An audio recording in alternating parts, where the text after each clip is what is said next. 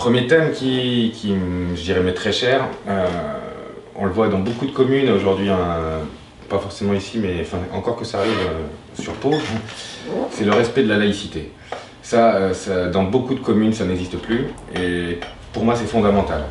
On ne peut pas laisser passer certaines revendications communautaristes dans les communes, et je pense notamment dans les cantines scolaires où on nous impose certaines cultures, c'est intolérable. Donc, moi, en tant que maire, il est évident que voilà, toutes ces revendications qui sont en contradiction avec la laïcité républicaine, ça sera non. Voilà. Deuxième chose qui me tient à cœur aussi, c'est qu'on sait que de nombreuses mairies accordent à beaucoup d'associations communautaristes, souvent politisées, souvent à l'extrême gauche d'ailleurs, des crédits, alors que même les propres citoyens de la commune ne le savent pas. Je pense que des associations telles que le MRAP, tout ça, ça n'a pas à être financé via des crédits municipaux. Donc ça, pareil, c'est intolérable. Après, je dirais qu'est-ce qui nous tient à cœur aussi, j'en ai parlé un peu au tout début, et c'est très important, c'est de remettre la sécurité au cœur du projet des citoyens de la ville. Parce qu'encore une fois, Mont-de-Marsan, il n'y a jamais eu de rapport sur l'insécurité dans la ville. On veut nous faire croire depuis 30 ans qu'il n'y en a pas, mais il y en a de plus en plus. Je vous assurer qu'il y a certains quartiers de la ville où les riverains demandent à ce qu'on puisse monter des murs d'enceinte à 2 mètres devant chez eux parce qu'ils en ont marre d'être cambriolés. Ils en ont marre parce que c'est tous les 4 matins qu'on casse leur bagnole. Et tout le monde sait dans la ville qui fait ce genre de délit et ce genre de crime. Et c'est des gens qui sont jamais punis, mais jamais punis. Ça doit cesser. Alors à un moment, on sait où les trouver, il faudra les sanctionner.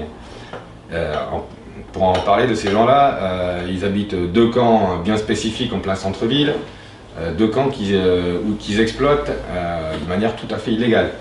En l'occurrence, c'est les gens du voyage. Il y a un des 2 camps, il est propriété de la base 118 depuis près de 3 ans. Ça fait 3 ans qu'on n'a pas trouvé le moyen d'exproprier ces gens-là, enfin de les sortir clairement du terrain, parce qu'ils n'ont rien à y faire dans la mesure où c'est pas chez eux.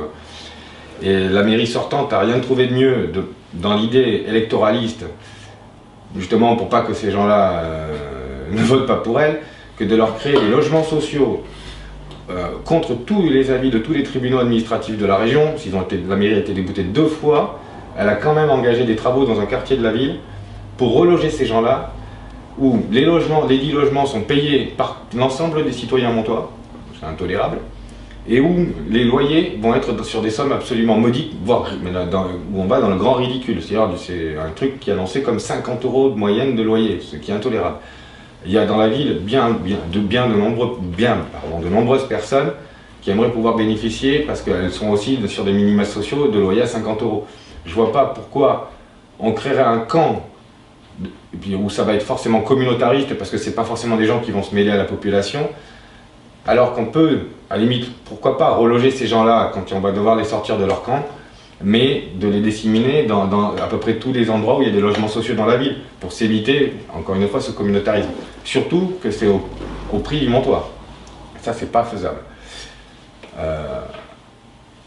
Je pense que là, on a fait un peu le tour. Ensuite, bon, juste pour finir, vite fait, encore une fois, c'est redynamiser le centre-ville, parce que le centre-ville, depuis 2 ans, 3 ans, tous les projets qui ont été menés, ça va à l'envers. Il n'y a plus un commerce. Ceux qui sont encore là, ils ne vont plus tenir à cause des 2 grands supermarchés qui sont en train d'être montés en périphérie. Les commerçants, ils sont sans solution, parce que les seuls qui peuvent arriver à tenir, c'est les enseignes qui justement vont aller dans ces 2 grands supermarchés. Il faut absolument repenser, mais complètement, le modèle tel qu'il est construit aujourd'hui à Mont-de-Marsan dans le centre-ville, pour qu'il soit attractif et dynamique. Et enfin, je finirai les travaux de voirie, parce que les travaux de voirie, ce qui a été fait depuis 2 ans, 3 ans, c'est absolument aberrant.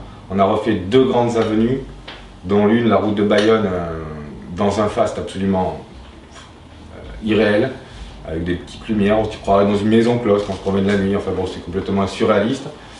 Alors qu'il y a des rues dans l'arrière-ville qui sont dans des états absolument effroyables, et qu'on aurait certainement pu garder un peu du crédit qu'on avait dans ces endroits-là pour le mettre, ou dans le surplus de ce qu'on a mis dans les grandes avenues, en garder pour refaire les petites ruelles.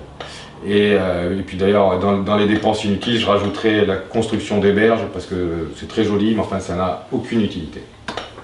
Monsieur Antunes, merci. Merci à vous.